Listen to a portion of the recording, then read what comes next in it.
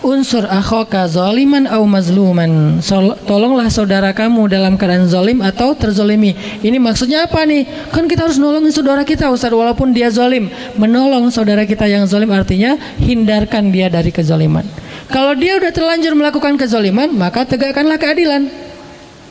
Wa'adilu huwa aqrabu littaqwa. Bersikap adillah karena dia yang paling dekat kepada ketakwaan. Bahkan kepada orang yang kita benci kita harus bersifat adil, fair, bahasa sederhananya.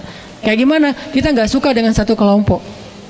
Apakah dasarnya agama, dasarnya golongan, dasarnya emosional pribadi? Nggak suka aja dengan satu kelompok. Kan ada yang suka gitu ya. Satu grup WhatsApp nggak suka kepada grup WhatsApp yang lain. Namanya grup sebelah.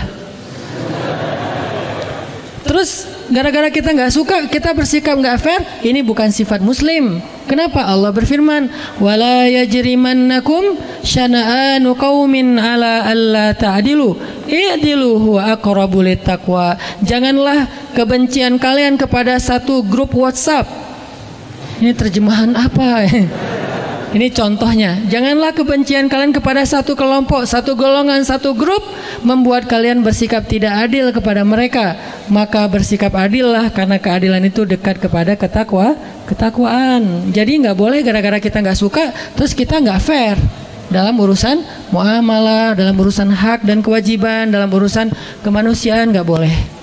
Tapi dalam urusan sikap, agama, dakwah dan syariah, maka di sini ada penjelasan dan koridornya sendiri.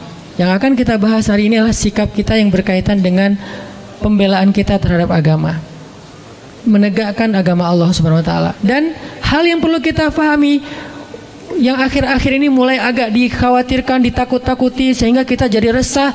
Menegakkan agama itu bukan berarti meruntuhkan negara. Sejak kapan agama dan negara itu kontradiktif? Sejak kapan? Gara-gara kita menegakkan agama lantas meruntuhkan negara? Nggak mungkin. Kalau dia meruntuhkan negara berarti dia meruntuhkan agama. Itu satu paket. Kalau dia meruntuhkan negara, memecah belah negara berarti dia memecah belah umat, memecah belah agama, meruntuhkan agama. Sama itu. Dan kalau dia menegakkan agama, maka dia menegakkan negara. Karena satu paket, nggak bisa dipisahkan. Siapa yang berbuat rusak di muka bumi, maka dia telah melanggar ayat Allah Subhanahu wa taala, yufsiduna fil ard. Mereka merusak di muka bumi, walakin la yash'urun. Cuman mereka nggak ngerasa. Jadi Allah menyuruh kita untuk islah, memperbaiki, imarah, membangun, bukan justru merusak. Jadi nggak mungkin orang yang pengen menerapkan agama dalam konteks pribadinya berarti jadi masalah dalam sebuah tatanan negara. Itu nggak mungkin. Kalau dia memahami agama itu secara komprehensif, bukan parsial. Tapi kalau dia memahami agama secara parsial, mungkin aja. Maka solusinya adalah apa? Pelajari agama secara lebih dalam. Bukan dihindarkan dari belajar agama ya.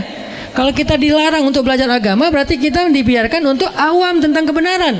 Ketika kita nggak ngerti tentang konsep kebenaran, maka kita akan bisa saja menjadi masalah dalam sebuah lingkungan, masyarakat dan bangsa. Justru kita nggak mau itu terjadi. Belajarlah agama supaya punya konsep kebenaran. Dan konsep kebenaran agama, apalagi Islam, adalah konsep yang sangat rahmatan lil alamin. Lalu apa yang membuat orang takut belajar Islam? Kalau setelah belajar Islam dia menjadi rahmah bagi alam semesta. Sekarang kita buat program dakwah lingkungan, yaitu dengan less waste. Itu adalah syariat Islam.